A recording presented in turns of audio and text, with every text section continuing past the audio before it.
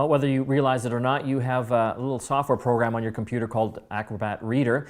Reads PDFs, the portable document format. It's an industry standard file format that lets you view pretty well any type of file or graphic. We've got Steve from Adobe joining us again. Thanks, Steve. Hey, Mike. Thank you for having me on. I want to talk about what makes PDFs, and obviously you guys invented it. It's the Acrobat product. But you can go online now, or even into stores, and you can buy other competitive versions of it. Some of them are even free on the net. So why would I not just want to get the free stuff off the net instead of paying? It's a really good question. The founders of our company founded our company on an open standards-based idea, and the sense was, they came up with publishing technology, and publishing systems back then cost $500,000. So they founded this, Adobe on, it's got to be open systems. So, you come ahead 20 years, and we've got this thing called Acrobat, which makes PDFs. Well, PDF is an open standard. We believe in open standards. It's part of the foundation of our company. So we allow people to sort of download the PDF spec so they can make technology that makes PDFs as well. So I think that's really, really good. So making a PDF is part of the equation. It's a big part of the equation. I think it's the important part of where Acrobat comes from. But the important thing now is, what do you do with them? I mean, we all have lots of PDFs on our desktop. We're getting through email clients and all that kind of good stuff. What we think is most important about Acrobat is the way it allows you to manage those PDFs, organize them, protect them, secure them, and make sure that people can sign them and all that kind of good stuff. So it's really, Acrobat is more about what you can do with the PDF once it's made these days, rather than just about making a PDF. So there is lots of technology that will make PDFs, but we think we've got a really great way of sort of managing and taking care of those PDFs. How do it's an open standard, so do you publish the specs and everything right away when you develop them? How do these companies learn how to make the software that makes PDFs that'll be compatible with all your readers? Yeah, and the compatibility part's an interesting question. So we publish the spec of PDF when we release a new version of PDF, and that's available on Adobe.com. Anybody can sort of download the spec and begin working on that. The challenging part is getting them to do it well and making sure that the PDFs that they create are going to work for people. Because the last thing you want to do is send somebody a very important document and have it fail, or not, have them not be able to open it. So I think it's something that people have to be very careful about, is making sure the PDF technology they're working with is good.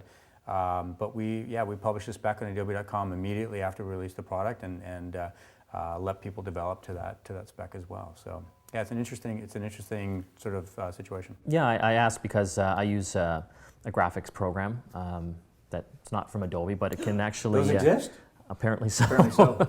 They only have 1% market share now. But, it can create PDFs, but I found in the past that it's not the most accurate export ever. When you use Acrobat, it's pretty well dead on as to what you've created on the screen, Yeah. whether that's in Word or Excel or a graphics program for that matter. Yeah, basically, if you think of what PDF is in its heart, is it's a file that's made out of Postscript. So we were the printing technology company that sort of allowed these really cool computer files to be printed really accurately. So that's the basis of Postscript, is the basis of PDF technology.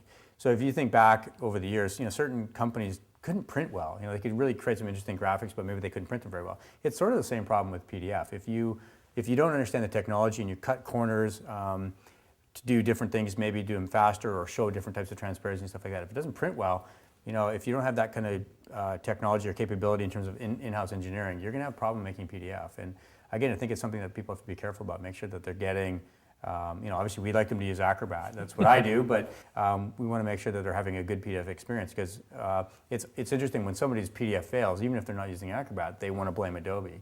Understandably so, but really clearly it is your fault. It is not personally my fault, but we want people to have all their PDF experiences be really solid, and because these, people that are using PDF, documents are important to them. These are the most important documents of their business life, or maybe even their home life in some situations. So we want to make sure that they have a really good experience.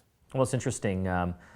When people think of Adobe, the first thing I think is Photoshop and all the graphics and video programs you make. But the bulk of your revenue actually comes from PDF and Acrobat. Yeah, Acrobat is a very, very big deal at Adobe. There's no doubt about it. And it's interesting when you make a free technology like Adobe Reader, which you described earlier, which is going to allow people to open, view, and print their PDFs and sort of take care of them. And then you have another product called Acrobat, which makes the PDFs and manages the PDFs and all that kind of stuff. That's a really interesting business model. It's sort of You know, a lot of people say to me, well, how do you guys make a living with Adobe Reader being free? And you know, we sell Acrobat to make these PDFs and help you manage them so that when you're communicating with somebody around the world or around the block or upstairs, you know, they don't have to have anything that's purchased. That you can send them a PDF file and it's free for them. So as the publisher, you're giving them a free license to use the documents that you want them to use, and in a way that you want them to use those documents, which is really important. I guess people can find out more info at adobe.com. Adobe.com is always a good place to go. Lots of good stuff relative to PDF and Acrobat available at adobe.com, so check it out for sure. Great. Steve Fehr from Adobe. Check out Acrobat and all the different versions at adobe.com.